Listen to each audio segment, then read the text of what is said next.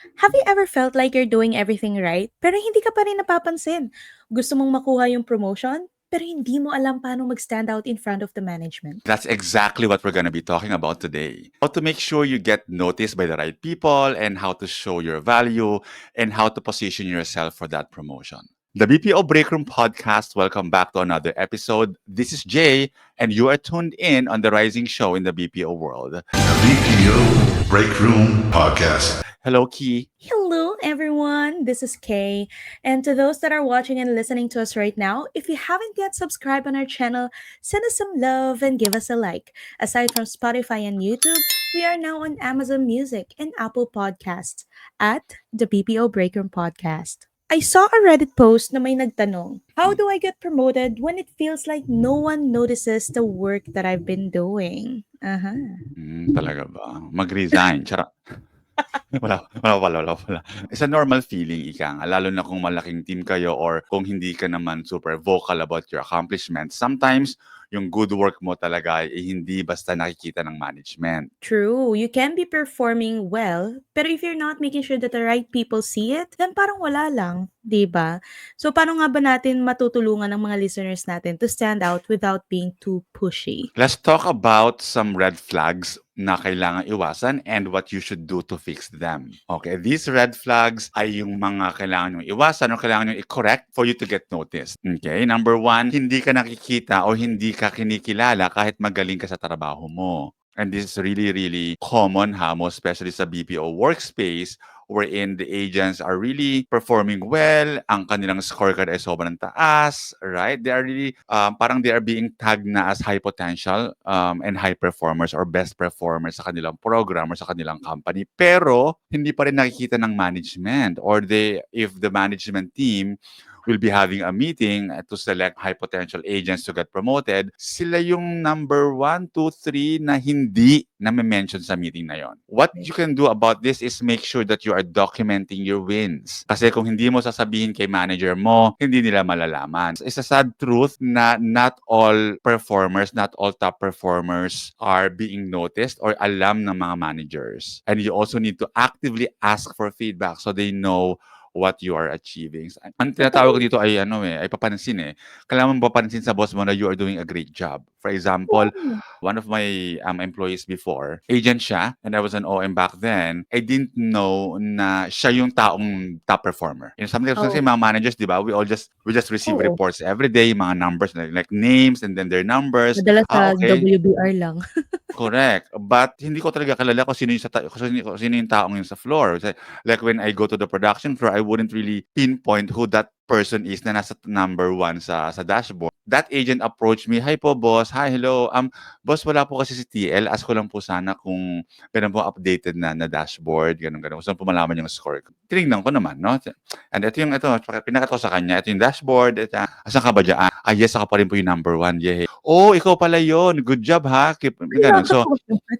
yes, nakakatuwa siya in a way na feeling ko nagpapanin si agent, gusto niya ma-notice siya, pero at the same time, I don't think he's doing it intentionally. Pero Oo. sometimes kasi you really need to do it para malaman ng management na ikaw yon, na you're doing an awesome job, Correct. right? Kasi nga 'di ba minsan iniisip ng iba, 'pag sinabi natin yung accomplishment natin, even directly man 'yan or indirectly, parang nagyayabang, Mm, 'di ba? But there's a mm, difference between bragging and owning your work. You correct. put in a lot of effort in that, eh, kaya ka top 1. So, we need to normalize celebrating wins lalo na if we want growth. Then if the management's starting to notice, then you definitely deserve it. Minsan kasi maganda Mm. din magbida-bida.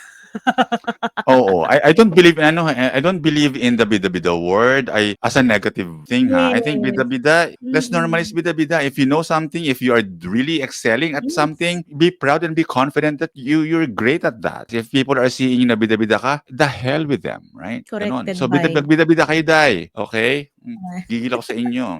sermon number 1. Number 2, red flag na kailangan yung iwasan or kailangan yung i-correct for you to get noticed. Hindi ka active in meetings or discussions. Ibig Nako. sabihin, again, sobrang talamak din ito and I've seen sa mga TS na hawakan ko before, no? Na they are really great at what they do. It's just that during meetings or during collaboration sessions, quiet lang sila. Parang ano lang sila, fly on the wall lang sila. Parang ano, silent seater kumbaga. Correct. right? And what you need to do, don't wait to be called. You need to participate, mag-share ka ng ideas mo, mag-ask ng questions, or mag-suggest ng improvements, showing that you're engaged. Ang key dito ay you are very proactive. Naalala ko na naman, Jay, nung nag-CS Leads Optimization tayo. Ano yan? Wala, napaka-engaging lang nung ano na yun, nung session na yun. At the same time, nagbunga siya Mm-mm. ng maganda.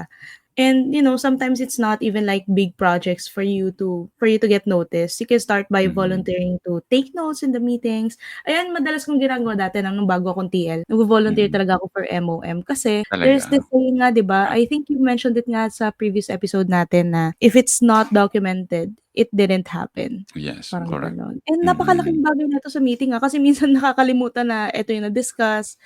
So, Mm-mm. kahit nagte-take notes ka lang sa meeting, ay, you're playing a huge role pa rin, 'no? I agree with you what you said, ano. Yan naman yung ayoko, mag-take notes sa meeting, mag-MOM. Kaya sabi ko sa boss ko, "Boss, you ask me to do a lot of things. You can ask me, I will say yes. Wag lang mag-take notes talaga, Day."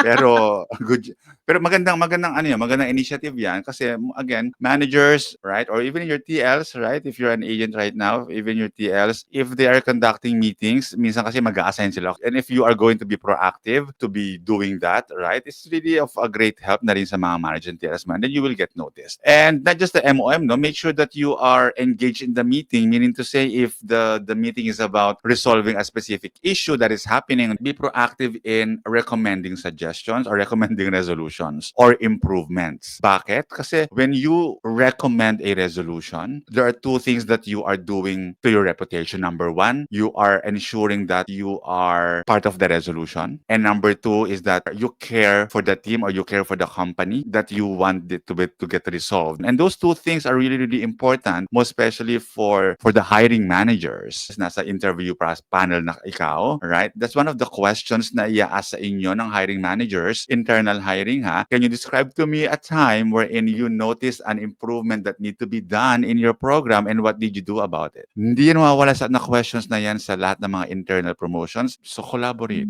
and be active in that kind of collaboration sessions. Okay, number 3 is red flag that you need to avoid or that you need to correct for you to get noticed if you're vying for a promotion. Hindi mo pa nasasabi kay manager kung anong goals mo. Eh, yun naman pala, ba't ka nag-expect na promote? Charot.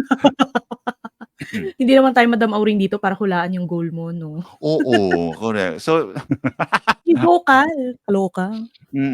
your TLs, your OM, or even your the management team, hindi naman sila psychic para mahulaan nila na gusto mo palang ma-promote, Day, hindi ba? Be clear about your career goals, no? Set a meeting with your manager even and tell them that you want to grow within the company. Maybe another thing to look at it is tanungin mo sila, kailan ba usually may promotion sa team natin? Like, is it every quarter or end of year? Para at least napaghahandaan mo, and at the same time, Mm. masisignal mo din sila na, okay, this person is really Mm. interested pala, no? Ako nung naalala ko nung agent ako, the first thing that I did after I got regularized on my 6th month yata yun, I talked to my TL and sabi ko sa TL ko, TL Winnie, which is who is one of my closest friends nung panahon na yun. No? Sabi ko, TL Winnie, gusto ko maging country manager. At the very start of my career, I already know what I wanted to happen with my career, and I am very vocal. I was very vocal, and I've always been very vocal about the desire to really step up. My point here is that the first step really here is to really be,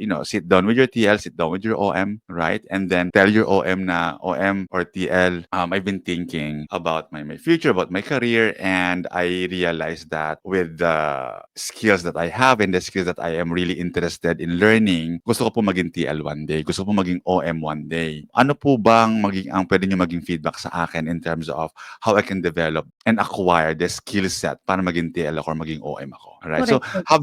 have that intimate session with your TL, with your OM, right? And my also recommendation is ask for developmental plans. I think that's one of the things that's really missing. Nasaan ang Z doon?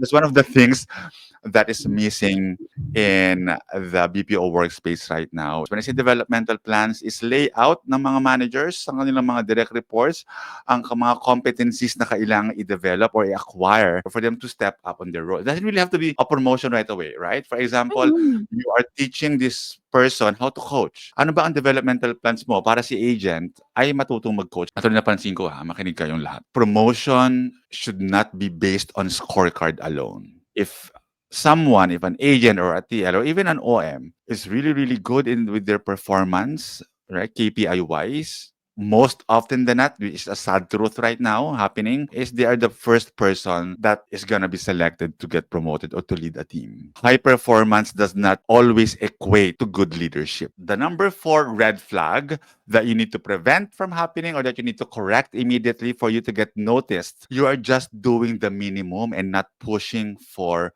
more responsibility. Akala ko Okay? sahod lang yung may bare minimum.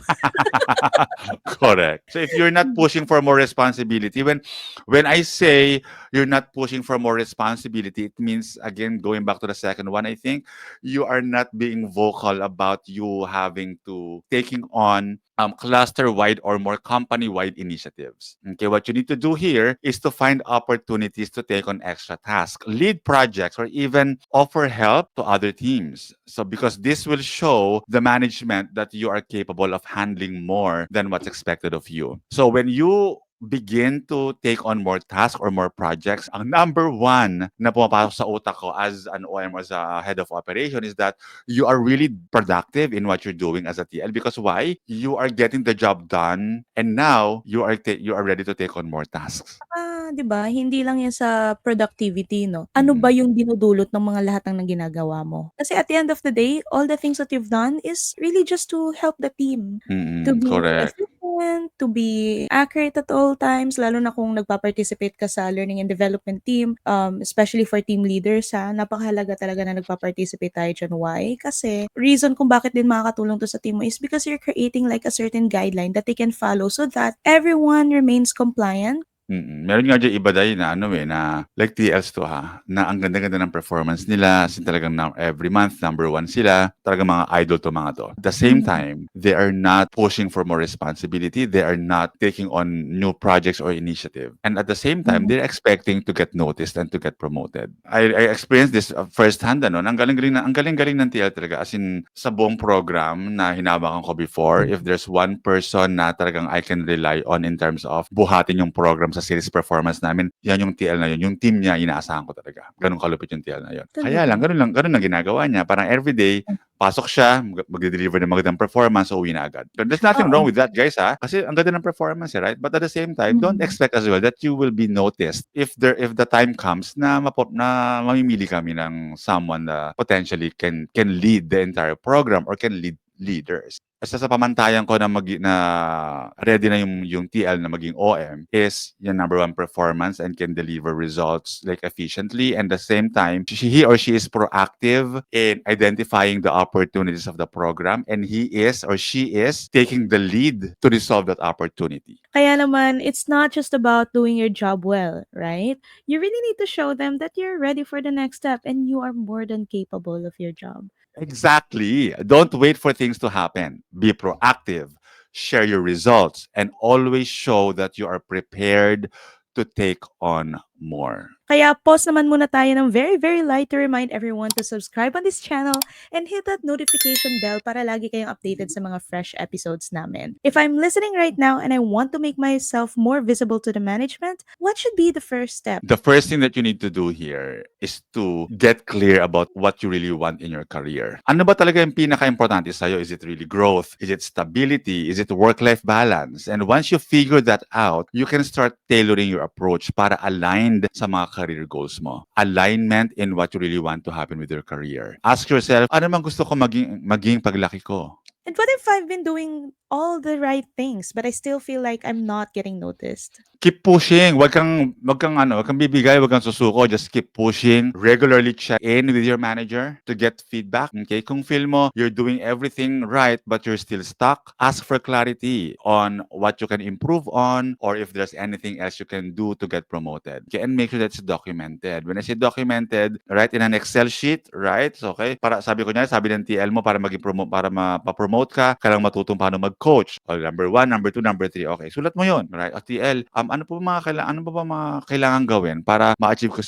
para matutunan ko si number 1? Kailangan mo kailangan mo ng access sa ganitong reports or kailangan mo makausap si ganitong agent tapos makinig ka ng calls nila and then i-analyze mo siya using the QA form. Isulat mo 'yon. TL, last po ng discussion natin, sabi niyo po dito is makinig po ako ng call. Pwede po ba ako mag-stay later para mapakinggan ko po yung call? That extra step, you're not just involving your managers, but you're also letting them know ay proactive si Baklita. Keep pushing, wag kang susuko because your time will definitely come one day. And at the end of the day, getting noticed by the management is not just about doing your job well. You have to make sure that the right people know you're doing it well. You need to find Exactly. the right audience. Char! Correct. Exactly. You need to position yourself for success by being proactive, communicating your achievements, and always showing that you are ready to step up. There you have it, everyone. Thanks for listening, by the way, and we hope you got some great tips on how to stand out at work. Don't forget to follow and subscribe for more career insights and tips. To those who are listening to us right now, we want to hear from you as well. What did you learn from our episode today? Drop your thoughts in the comment section below. Tag us din sa mga trending memes ninyo. We're on YouTube, Spotify, Amazon Music, Apple Podcasts, Facebook, TikTok, and Instagram. Agree, Yana Grande. Let's interact on our social media accounts. And for those who are exploring opportunities in the BPO industry, work from home or on-site, join our WhatsApp group. And lastly, check our bio and join our growing community. See you in the next episode. Keep growing and remember to always stay true to your goals. Bye, everyone! Kita-kits ulit!